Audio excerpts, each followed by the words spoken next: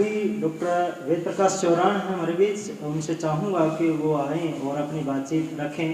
पूरा प्रिंसिपल हैं डॉक्टर वेद प्रकाश चौरान। इस तरह का महत्वपूर्ण मुद्दा इन्होंने उठाया।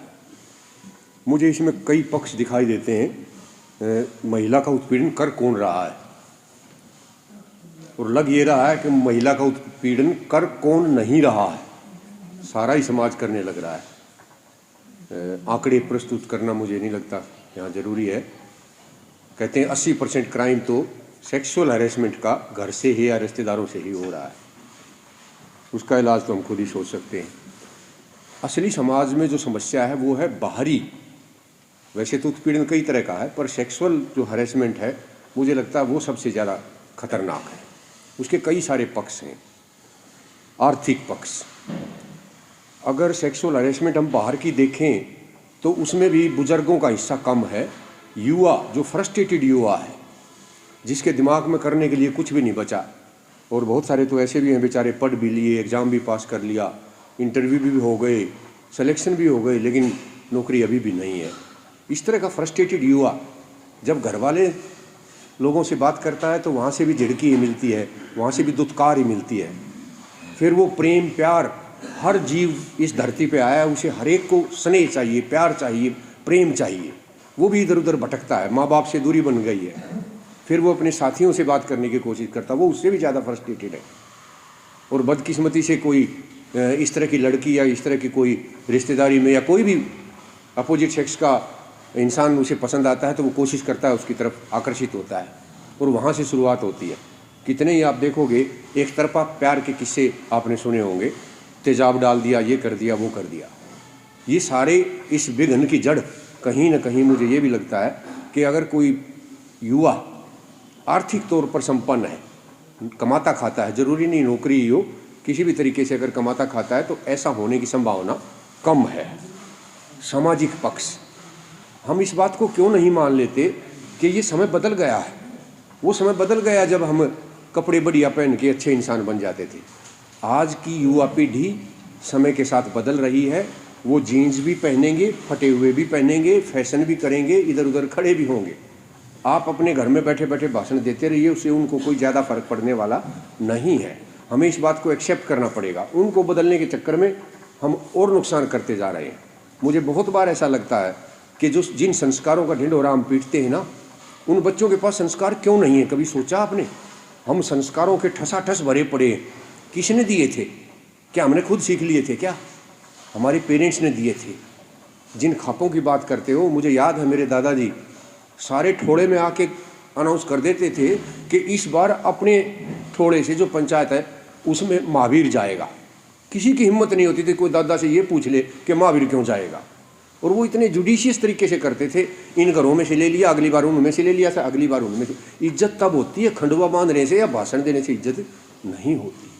इसलिए अगर संस्कार हमारी पीढ़ी में नहीं है तो उसका कसूरवार पहले अपने आप को मानिए कि हाँ, हमसे ये भूल हुई है, हम इस बात में टोटली फेल हो गए हैं कि हमारे पास जो संस्कार थे वो अगली पीढ़ी को हम नहीं दे पाए। बड़ी बड़ी बातें करने से संस्कार नहीं आते। बहुत सारे लोग यहाँ कह के गए संस्कारों की जरूरत है। अरे कैसे आते हैं वो संस्कार?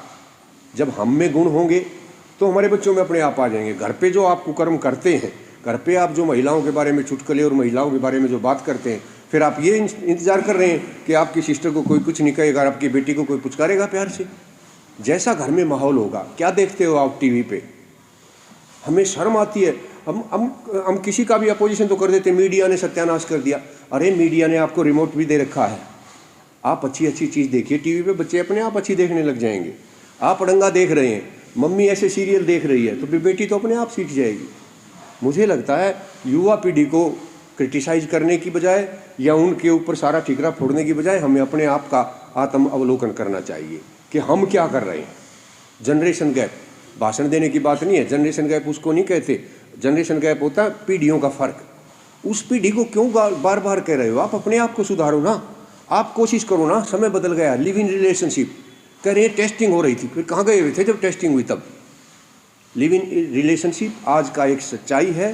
दो युवा, एक लड़का और एक लड़की, अपनी मर्जी से खुशी खुशी अगर किसी तीसरी जगह रहना चाहते हैं, आपकी कोई गुदड़ी नहीं उनको आप रोक सको। कानून उनके हक में है। पार्लियामेंट ने पास कर रखा है। हमारे यहाँ 2 कोनों में खड़े होकर उल्टी सीधी बात कर देने से थोड़ा बदल जाएगा।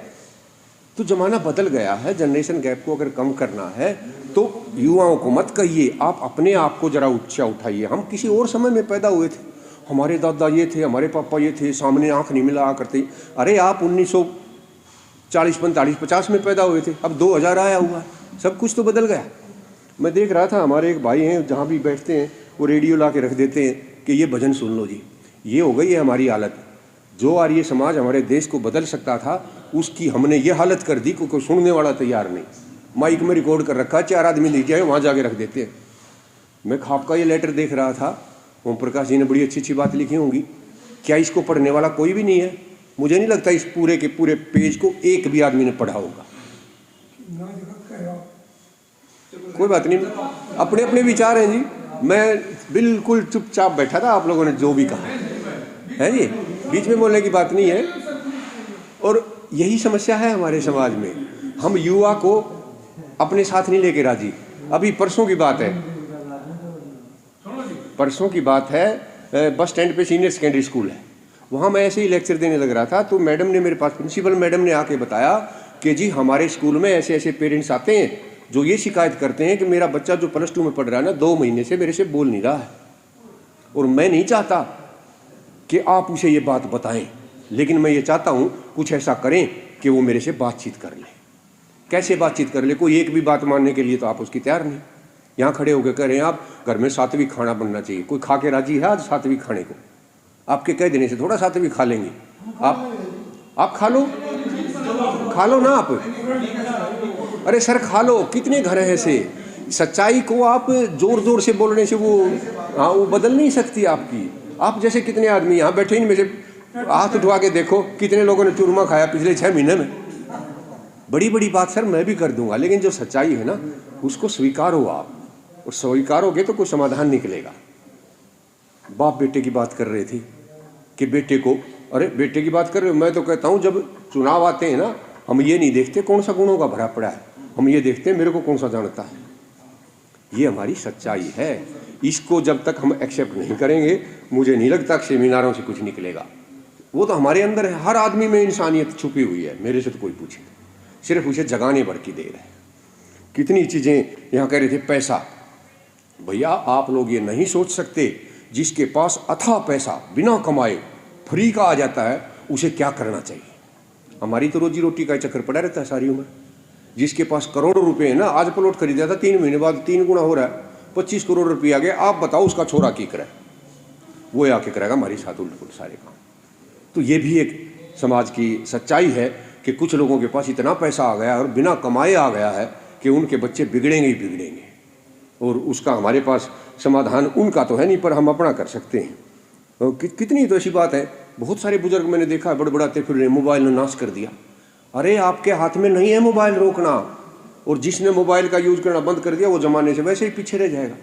मोबाइल में तो दुनिया भर की अच्छी अच्छी चीज़ भरी पड़ी है, लेकिन हमारा दिमाग अगर गंदगी देखता है तो न केवल गंदगी दिखेगी, गूगल वाले गंदगी भेजना भी शुरू कर देंगे, और देख बेटा और देख, मेरा तो एडवर्टीजमेंट में पैसा आने लग रहा है। आप, मुझे नहीं पता आप में से कितने लोग सोशल मीडिया यूज़ करते हैं।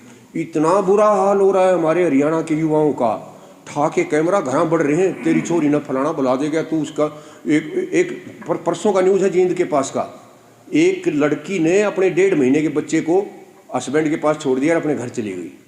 उसका हस्बैंड गलियों में बड़बड़ाता फिर रहा है, 50 यूट्यूब वाले उसके मुंह पर लगा रहे हैं, बताओ सच्चाई क्या है, आइए ये करें आइए वो करें। 40-40 लाख लोगों ने उस वीडियो को देख लिया है, उसके तो 50-40 हज़ार रुपये बन गए, लेकिन हमारे समाज का सत्यानाश होने लग रहा है। ये सच्चाई। आप टीवी देखना बंद कर दो तो फिर यूट्यूब देखो, यूट्यूब वाले उससे भी बुरी हालत में चल रहे हैं। तो अगर हम अपने आप को जब तक नहीं सुधारेंगे, मेरा बाबू अगर गुनाह का भरा है ना, कोई रोक नहीं सकता मैंने अच्छा आदमी बनता है, और मेरे बाबू में 50 कमी है तो मैं उसकी 2, 3, 4 कोई ना कोई बात तो जरूर उसकी। अगर संस्कार देने हैं तो मुझे लगता है संस्कार अपने आप के अंदर आने चाहिए। आपको याद होगा, खापों से मुझे बहुत ज़्यादा उम्मीद है, बहुत अच्छा काम कर सकते थे। हमने वो समय देखा है जब पंचायतें फैसला करा करते, सारे गांव में कदे पुलिस हमारे बचपन में शायद कदे आई हो और बैठ के फैसला कर दिया करते थे। अब हमारे में गुण नहीं रहे, अपने आप पर हम प्रधान बने पड़ रहे हैं। कोई आपकी बात न सुननी है से, सारे प्रधान प्रधान बैठे हैं हम यहाँ, कोई आ रहा है, कोई आपकी बात नहीं सुनने, कोई अखबार वाला आपकी इज्जत करे है। बहन ने भाई को, हस्बैंड वाइफ के बच्चे हो रहे और फिर हमने उस पर पहुंची बंधवा दी। ये हमारी शान में कल की 3-4 साल पहले उठी थी। धनखड़ साहब का वक्तव्य, कितने ही अच्छे आदमी हैं लेकिन सारा मीडिया उस छोटी सी क्लिप ने दिखावा जो 21 साल की मुद्दे पे आ रही थी। कितनी बेइज्जती होती है हमारे बुजुर्गों की, किस लिए होती है? बस क्योंकि हम अपने युवा वर्ग से, अपने बेटी बेटियों से कट गए हैं, उनसे हमारा दूरी इतनी हो गई, हम आपस में बात ही नहीं करते। महिलाओं का सम्मान करेंगे, मैंने आज तक किसी सम्मेलन में महिला 50-40 बैठी नहीं देखी। अलग से महिला का करवा देंगे, क्यों भाई? वो इंसान नहीं है। युवा हमारे साथ एक भी नहीं होता, कहीं नहीं होता। जब तक हम युवाओं को साथ नहीं लेंगे, उनकी बढ़ास नहीं निकलवाएंगे, उनको नहीं बताओगे कि हमारा इतिहास क्या था, हमारे पूर्वज क्या थे, हमारे कितने सारे गुण हैं। हमारे गांव में, मैं तो कहता हूँ गांव में कितने बड़े बड़े काम थे, हमारे दादा बाबू कितने बड़प्पन से ठसाठस भरे थे, इतने न्याय करा करते हुए। खुशी मनाने का इतना गजब का तरीका था, भाईचारा उससे बड़ा मैंने आज तक नहीं देख लिया। इतने प्रेम प्यार से, भाई राम कुमार का गेहूं ना लकड़े हैं, बाकी सारे ने अपने अपने बर्द भेज दिए और गा के उसने पर्दे लिया करते। इसका भाई ईंख सूखने लग रहा है, जब गाड़ी ला दिया कोल्लू में, इसका ध्यान रखियो भाई थोड़ा है। आज है कोई ऐसी बात? किस लिए हम अपने बच्चों को लताड़ रहे हैं कि थारे पास संस्कार नहीं? हमने सारे छोड़ दिए। गांव में जो डक्का पट गया वही चलता बने उड़ है नहीं। जिसने 4 अक्षर पढ़े, हम उस कैटेगरी में हैं। जिस दिन नौकरी लगा, मेरा इतना मन करे भाई मैं गांव में ठाकी सर पर धर लूँ, पर गांव में जाके एक भी ठीक बात कह दो, गर्दन काटने तैयार हो जाए। मैंने सारा गांव इकट्ठा करा, मैं कहा भाई इस नकल ना कराओ, और अच्छा तन बात आ गई, नौकरी मिल गई ना, जहाँ तो बड़ी बड़ी बात करे। फिर भी मैंने अगले साल फिर जाके करी, जब तक मेरे धक्के मार के बाहर काट दिया ना गांव से। और आज वो गांव है पड़ा पड़ा रो है, 150-200 बालक हर एक गाँव में सड़कों में धक्के खाने लग रहे। वो क्या करेंगे भाई? वह कभी आपने विज्ञान में पढ़ा, मानव के शरीर में इतने सारे बदलाव आते हैं, विशेष तौर के महिलाओं के, और जब वो 15, 17, 21 साल तक जाती हैं ना, लड़के के भी और लड़के के भी हार्मोन डेवलप होते हैं। मुझे नहीं पता आपको कितना पता है, शरीर में इस तरह की चीज़ें चेंज होती हैं कि मैंने कहीं सेंटेंस पढ़ा था कि 18 साल से लेकर 25 साल के बीच में आदमी का दिल और दिमाग उथल पुथल रहते हैं। अगर दिल काबू कर गया तो 100% गलत काम करेगा, अगर दिमाग काम कर गया तो बच जाएगा। बहुत सारे बच्चे हमारे बहुत अच्छी नीयत के होते हैं, लेकिन वो एक मोमेंट आती है और उसमें हमारे एस्ट्रोजन नाम के हार्मोन जो होते हैं वो हावी हो जाते हैं और बच्चा गलत काम कर देता है। सारी उम्र वो फिर अपराधी के तौर पर वो जिंदा रहता है। तो मुझे लगता है कि हमें विजेंद्र भाई का बहुत साथ देना चाहिए, इसके साथ शेयर करना चाहिए, और मैं इससे रिक्वेस्ट करूँगा कि इन खापों और बुजुर्गों के साथ साथ युवाओं से भी कभी बात करके देखें, वो बताएंगे असली चीज़ हमारी क्या है। अभी एक साहब कोई बता रहे थे, यूनिवर्सिटी में लड़का और लड़की बैठे हैं और उसको बाहर से आके दूसरे पीट जाते हैं, फलाने धर्म के, फलानी पार्टी के, फलानी सत्ता के। मैं कहता हूँ को रोक के तो दिखाओ। 14 सेक्टर में रहते हैं आप, 4 बजे से चले जाओ पार्क में, लड़का लड़की, एक लड़की, 2 लड़के, 2 लड़की 1 लड़का, आराम तो बैठे हैं, खूब सब तरह की बात करें, हंसी मजाक सारी चीज़ करें। उसने हजम करना सीखो, क्योंकि टाइम बदल गया, हमारे वाला टाइम नहीं रहा। मैं आपने शिक्षा देने के लायक नहीं हूँ, लेकिन 35-36 साल तक युवाओं के बीच रहा हूँ, इसलिए मैं उनकी मनस्थिति को आपसे ज़्यादा अच्छी तरह से समझ सकता हूँ। अगर आपने समाज में कुछ सुधार करना है तो सबसे बड़ा पॉइंट मुझे लगता है जनरेशन गैप को घटाओ, और उसमें जो अपना काम है ना वो करो, दूसरे ने मत करो। अपने बच्चों से जुड़ने की कोशिश करो। बेटियां तो बेटों से भी प्यारी होती हैं, आपने देखा होगा, कभी ये नहीं आता रिजल्ट आया, हमेशा लिखा जाता है बेटियों ने बाजी मारी। किन की बात कर रहे हो आप? जिनको लड़की लड़की हो जाती, मैडम कह रही थी। मैं कहता हूँ लिख के दे सकता हूँ, जिसके यहाँ 2 बेटी है ना, वो आदमी आज से 10 साल बाद सबसे सुखी इंसान कहलाएगा। बेटे मारेंगे जूत, बेटियां ही आपको संभालेंगी, अगर हमने संस्कार थोड़े बहुत बचा के रखने हैं तो। और अभी पता नहीं किन से, गहलोत साहब से मेरी बात हो रही थी कि पिछला जो सम्मेलन था ना, उसमें बड़े प्रभावी वक्ता थे। मैंने कहा यही हमारे समाज की सच्चाई है। महिलाएं जो गुणों की भरी पड़ी हैं वो हमने साइड में ला रखी हैं, और हम मूछा न ताने, और कहीं खाप कह लो, कहीं सीनियर सिटीजन कह लो, कहीं कोई और फॉर्म कह लो। मेरी बहुत सारी ऐसी बातें हैं जो सच हैं पर कड़वी हैं, उनके लिए मैं माफ़ी मांगता हूँ। वजेंद्र को एक बार फिर से शाबाशी देता हूँ, आपने मेरी बात सुन ली, उसके लिए बहुत बहुत धन्यवाद। सर प्लीज, नहीं आप अपनी बात कह चुके सर, कोई बात ना, बोलने दो।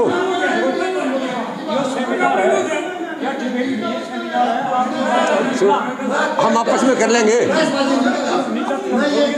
आपस में बात कर लेंगे।